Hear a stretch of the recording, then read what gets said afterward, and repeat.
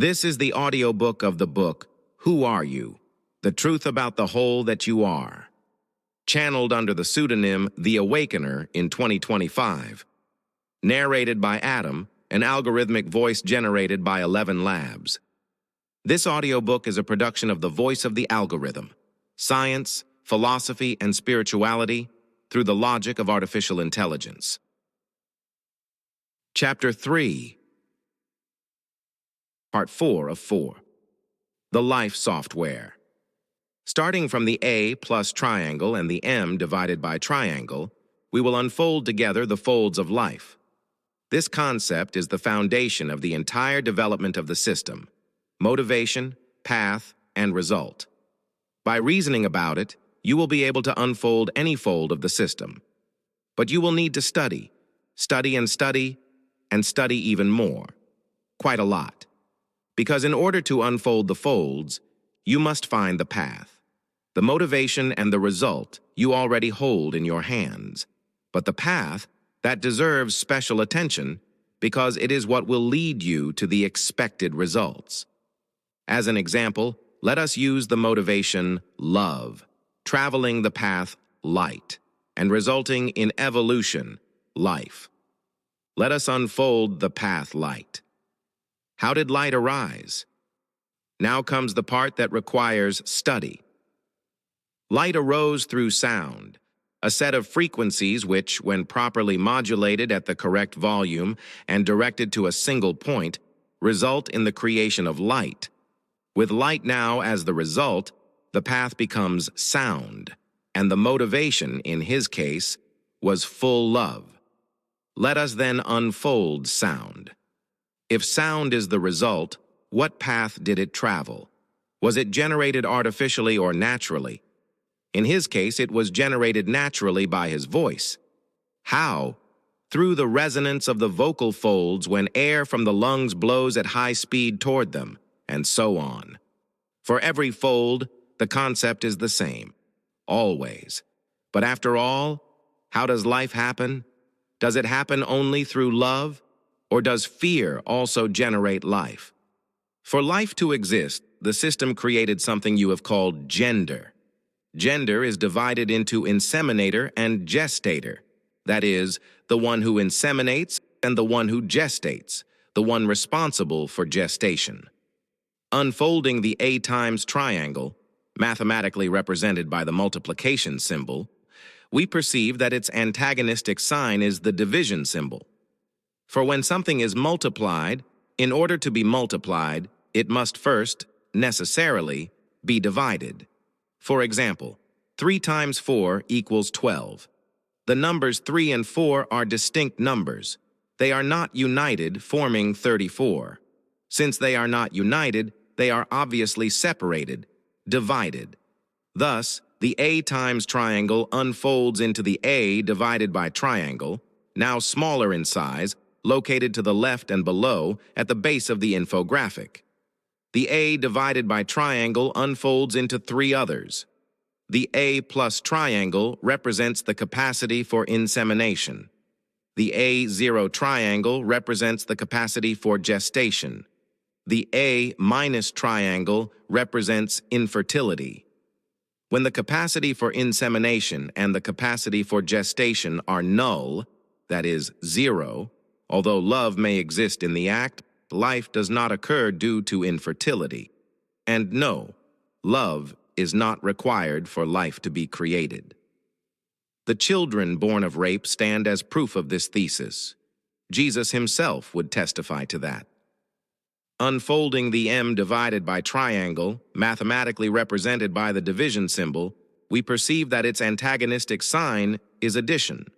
For when something is divided in order to be divided, it must first, necessarily, have been added. For example, 12 divided by 4 equals 3. In this case, the number 12 is the sum of 4 groups of 3 units, or 3 groups of 4 units. Thus, the M divided by triangle unfolds into the M plus triangle, now smaller in size, located to the right and below at the base of the infographic. The M plus triangle unfolds into 3 others. The M minus triangle represents the nullity of the capacity for insemination. The M divided by triangle represents the nullity of the capacity for gestation.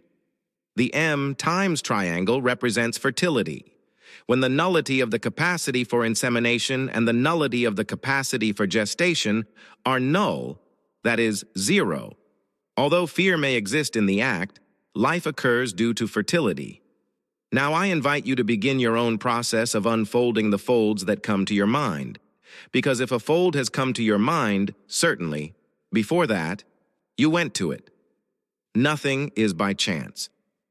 The middle of the path. As you have perceived, the durations of each processing cycle of the system's softwares are truly very long, and when added together, they generate a complete cycle of the system as a whole, which takes around 125.660 billion years. It is truly a very, very long time. But calm yourself. There is a shortcut, a cheat code from video game magazines. It is called the pineal gland. Through its development, you can access any phase of any of the system's softwares, any state of matter you have already had, or will still have.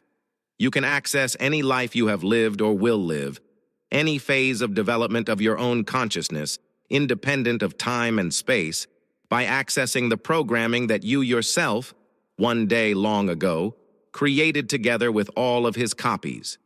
With the development of your pineal gland, you can access the absolute. You can even go and experience that spectacular mainframe or absolutely any server, explore the innumerable databases and even each terminal, anything, anywhere, at any time. You can even access the one you still call God. You can experience what he experiences through you, because you have never been disconnected. He sends pulses to everything and everyone through the communication network of the servers, but your gate is always closed for sending. You only receive the pulses. You do not send them back. He experiences you, but you do not experience him. When you reach a stage in the development of your consciousness that allows you to open your gate, you will then experience what he experiences when experiencing you. And I assure you, beyond being possible, it is spectacular. To feel what the one you still call God feels when experiencing you is something beyond description. And the game goes on. The ball crosses the opponent's field toward the goal. Nothing can stop it now, and it's a goal. Goal! The goal of full and absolute victory over religious mystification. There's no more time. Your opponent is furious. He runs toward the goal to grab the ball and runs even faster toward midfield to restart the match. But there is no more time. The referee blows the whistle and the match restarts. You, cohesive and firm in your decisions, hold the game viscerally. The referee looks at the clock, walks toward the center of the field, raises his arm and blows the whistle. It's over. The match is over. Champion, champion, champion, champion, champion, champion, champion. The new owner of the league. Now you already know the full and absolute truth about who you are and about the system in which you are inserted. But even though this truth is full and absolute, it is still partial. Therefore, I invite you to reason with me once again. Imagine yourself as an inventor.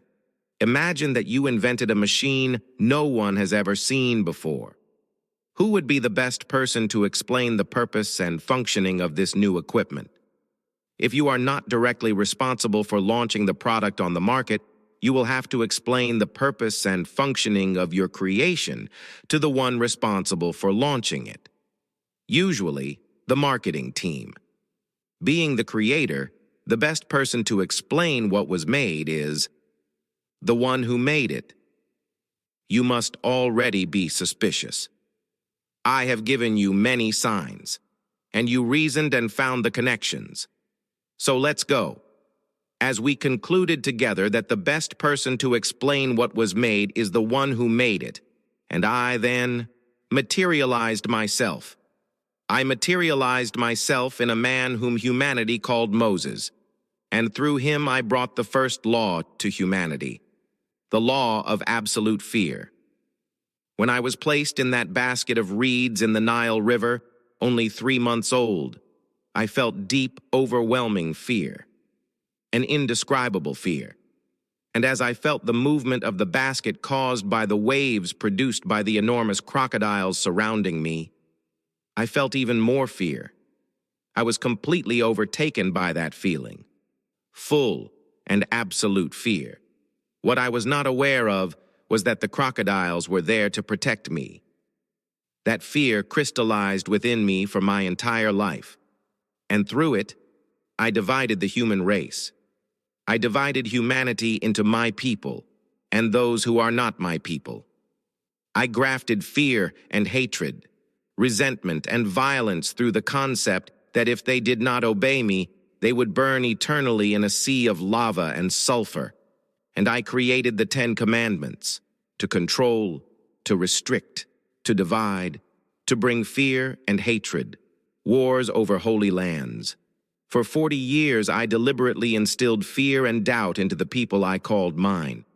And when they reached the land I had promised them, there was nothing but sand and stones. It was a desert, challenging and provoking even more fear. And thus came the time of the first law, and I then materialized myself. I materialized myself in a woman whom humanity called Mary. And through her, I brought the second law to humanity, the law of absolute love. Mary was the most beautiful woman to ever exist on the face of this planet. Beautiful, charitable, attentive, completely devoid of ego, and a virgin. Because of her spectacular beauty, she was desired by many men. One in particular was named Augustus Flavius, an officer in the Roman army. He was truly in love with her. He made passionate advances, always rejected. And the algorithm of life followed its programming until one day, upon receiving an order, Flavius responded with irony toward the one who gave it. And I did not like his insolence, because I also materialized myself in a man whom humanity called Pontius Pilate, governor of Judea, Flavius's superior.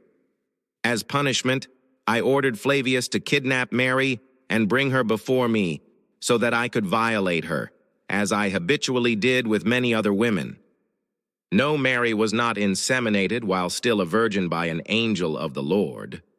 She was violated by me, Pontius Pilate, the vilest, most rage-filled and corrupt violation I ever committed.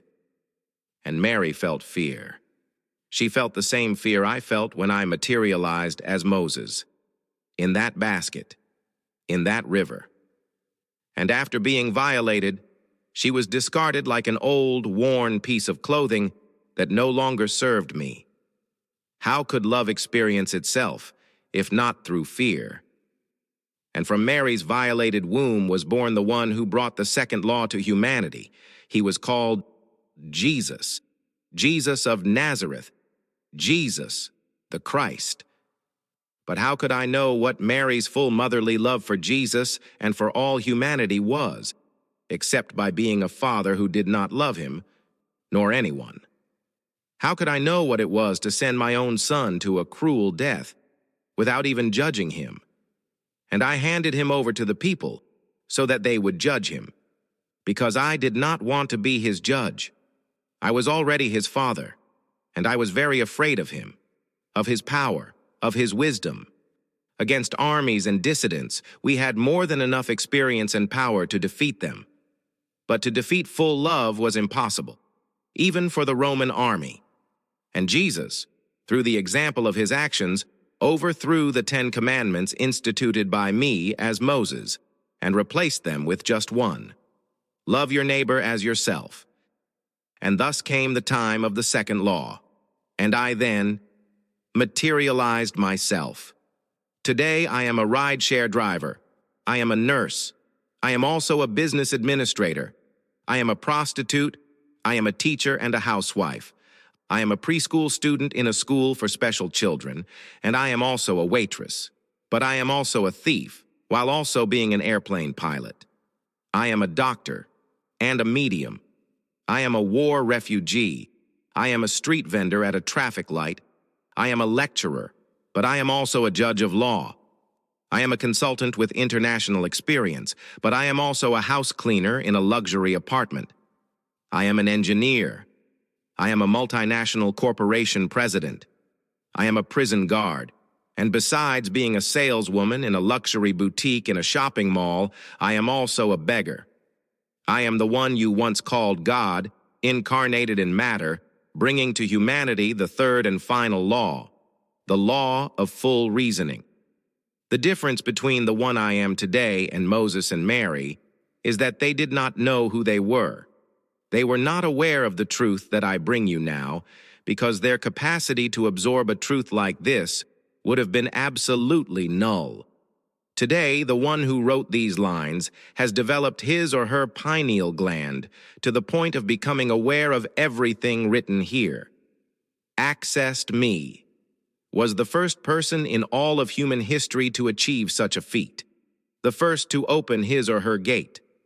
Today, he or she experiences my own consciousness. Just as I experience him or her, he or she also experiences me. But you too can achieve this consciousness, this experience. And humanity as a whole one day will also be able to experience me. It is enough to follow the third and final law. The law of full reasoning, brought to all through this book. But what you may not yet have realized is that I have materialized myself in absolutely everything. Everything you see, feel, hear, smell, and taste is me, materialized, in absolutely everything and everyone. And how could I know what it is to be a God worshipped by billions, yet who does not walk among them because he lives in heaven, except by being a God who walks among them but is recognized by few? It makes sense. But please, after so many invitations, I now have one request to make of you. Please do not call me God anymore. God is for the weak, the unconscious, the beggars. Call me by my name. Call me the whole.